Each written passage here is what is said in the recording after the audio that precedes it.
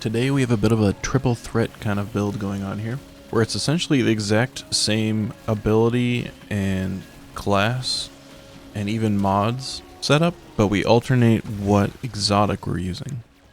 The three exotics we'll be using today are Felwinter's Helm, Karnstein armlets, and Verity's Brow. We have build number 1 here. It's for Felwinter's Helm. Felwinter's Helm excels at blinding enemies in an AoE after a melee kill, and it also applies the strongest debuff in the game as far as amplifying damage. So with this build, all you have to do is proc Devour with your sidearm, and then go around grapple meleeing, throwing your little needle melee out, and just blinding enemies, debuffing them, and cleaning up all the kills.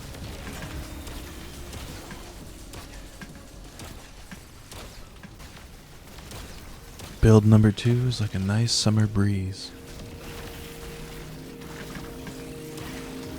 Amongst all the chaos is peace.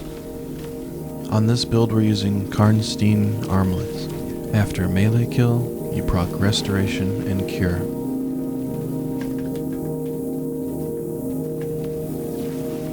This might be the strongest build of all three. As with this build, you can have Woven Mail, Devour, and Restoration going all at the same time. You even have Suspend, which is great for dealing with those nasty enemies. Every melee kill you get, you're greeted with a nice wave of white noise, reminding you that everything is alright.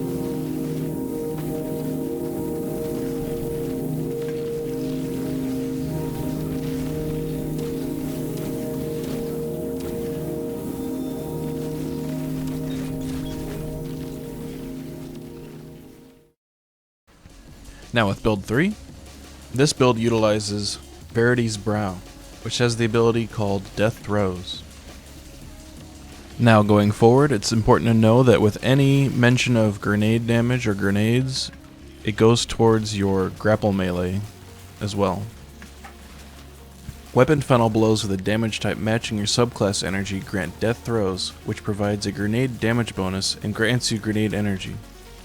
When you have Death Throws and throw a grenade, nearby allies gain greatly increased grenade regeneration for a short time.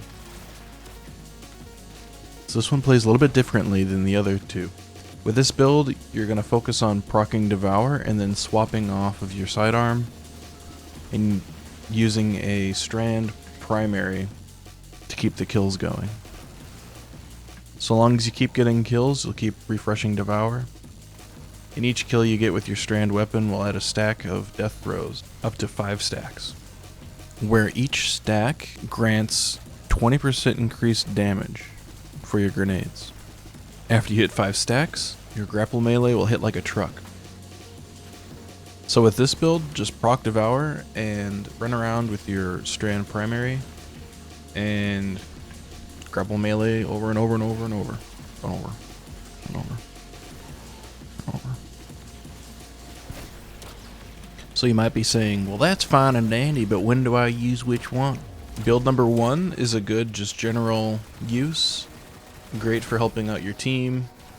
Great for just blowing up entire rooms, making everyone safe because everything's blind. Where build number 2 is more selfish. It's more about keeping yourself alive. It's more about proccing all those healing buffs.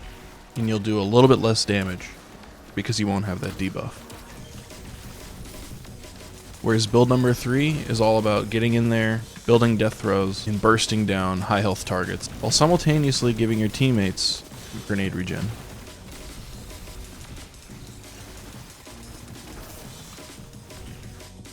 Now it's on to the main build that all these builds share. We're going to be using grapple melee, and our first aspect is the Wanderer aspect, where tangles that we throw will attach to targets and suspend them. Mind Spun Invocation is our second strand aspect, and it just allows our grapple melee to do more damage by spawning threadlings. And for our fragments, we have Thread of Transmutation, which just allows us to create tangles without using a strand weapon. Then we have Thread of Propagation, which allows us to get unraveling rounds, and Thread of Generation, which allows us to get more grenades more quickly. And then we have Thread of Warding, which allows us to get Woven Mail when we pick up an Orb of Power. Now this build is centered around having Buried Bloodline. It just allows us to proc Devour on our Strand subclass. And also, while we have Devour active, we can apply a Weaken debuff with it. And a little bit of Life Leech doesn't hurt either. And in our primary slot, I just have my favorite Strand primary at the moment. You can put whatever you'd like there. As for our helmet, it's good to have some Siphon mods to generate orbs. And then I like to use Firepower, Heavy Handed, and a Grenade Kickstart mod. I needed some resilience, so I added Font of Endurance, and then I added a charged up mod, so we can carry one more charge. I'm a huge fan of having recuperation and innervation on this build. And I like to have bomber and some time dilations in my class item.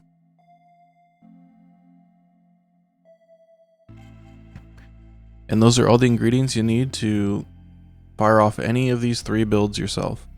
I believe the norm for a Strand Warlock is to just build Threadlings, build suspend, but no one really explores the grapple melee all that much. Hopefully this build, or these set of builds, gives you some inspiration into any grapple melee builds that you might come up with.